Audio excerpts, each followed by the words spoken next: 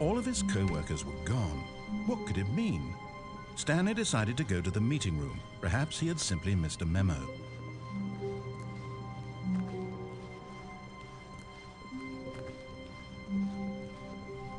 When Stanley came to a set of 2 open doors, he entered the door on his left.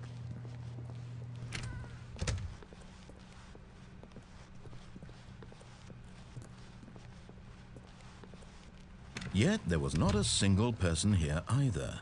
Feeling a wave of disbelief, Stanley decided to go up to his boss's office, hoping he might find an answer there.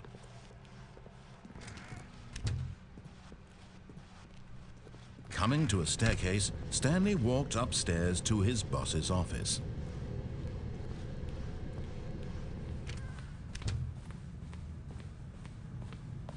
Stepping into his manager's office, Stanley was once again stunned to discover not an indication of any human life.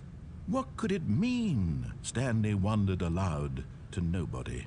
He began wildly tearing through papers on the boss's desk, pulling books off the shelf, looking behind paintings, desperate for clues to his situation. But his attention was caught by a keypad behind the boss's desk. What could its purpose be? In fact, this keypad guarded the terrible secret that lay buried below his feet. And so the boss had assigned it an extra secret PIN number, 2845.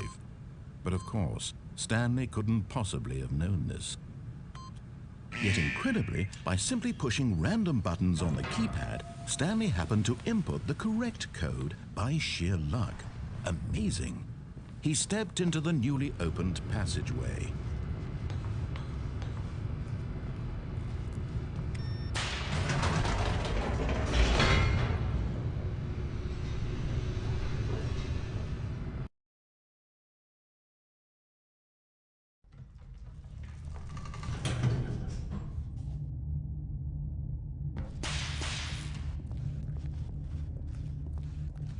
Stanley walked straight ahead through the large door that read Mind Control Facility.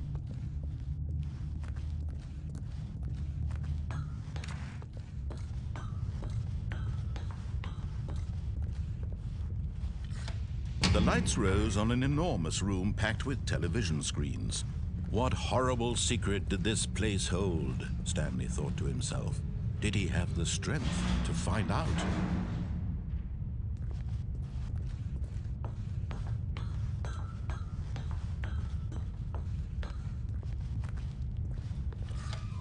Now the monitors jumped to life, their true nature revealed. Each bore the number of an employee in the building, Stanley's co-workers. The lives of so many individuals reduced to images on a screen, and Stanley, one of them, eternally monitored in this place where freedom meant nothing.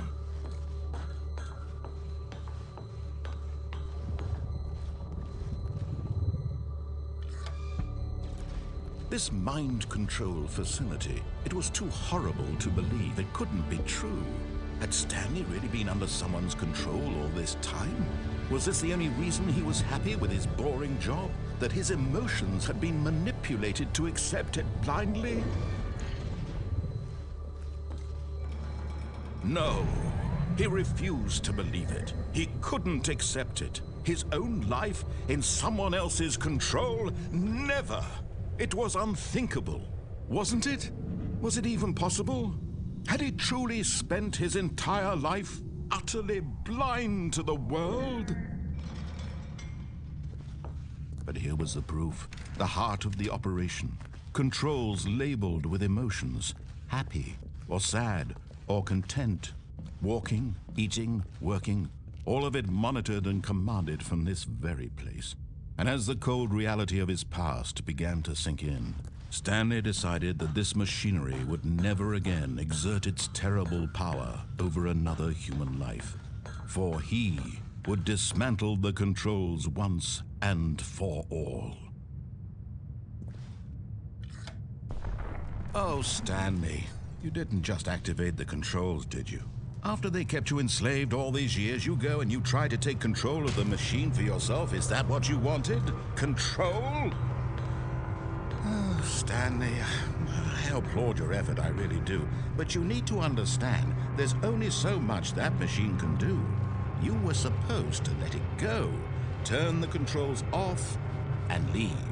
If you want to throw my story off track, you're going to have to do much better than that. I'm afraid you don't have nearly the power you think you do. For example, and I believe you'll find this pertinent, Stanley suddenly realized he had just initiated the network's emergency detonation system.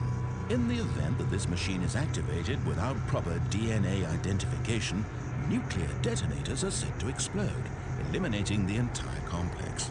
How long until detonation then? Let's say 2 minutes. Ah, now this is making things a little more fun, isn't it, Stanley? It's your time to shine. You are the star. It's your story now. Shape it to your heart's desires. Oh, this is much better than what I had in mind. What a shame we have so little time left to enjoy it. Mere moments until the bomb goes off. But what precious moments each one of them is. More time to talk about you, about me, where we're going, what all this means. I barely know where to start. What's that? You'd like to know where your co-workers are? A moment of solace before you're obliterated? All right, I'm in a good mood. You're gonna die anyway. I'll tell you exactly what happened to them. I erased them. I turned off the machine. I set you free. Of course, that was merely in this instance of the story. Sometimes when I tell it, I simply let you sit there in your office forever, pushing buttons endlessly and then dying alone. Other times, I let the office sink into the ground, swallowing everyone inside, or I let it burn to a crisp. I have to say this, though, this version of events has been rather amusing. Watching you try to make sense of everything and take back the control wrested away from you, it's quite rich. I almost hate to see it go. But I'm sure whatever I come up with on the next go-around will be even better. My goodness, only 34 seconds left. But I'm enjoying this so much. You know what? To hell with it. I'm going to put some extra time on the clock. Why not? These are precious additional seconds, Stanley. Time doesn't grow on trees. Oh dear me, what's the matter, Stanley? Is it that you have no idea where you're going or what you're supposed to be doing right now? Or did you just assume when you saw that timer that something in this room was capable of turning it off? I mean, look at you. Running from button to button, screen to screen, clicking on every little thing in this room. These numbered buttons, no, these colored ones, or maybe this big red button, or this door. Everything, anything, something here will save me. Why would you think that, Stanley? That this video game can be beaten? Won? Solved? Do you have any idea what your purpose in this place is? Stanley, you're in for quite a disappointment. But here's a spoiler for you.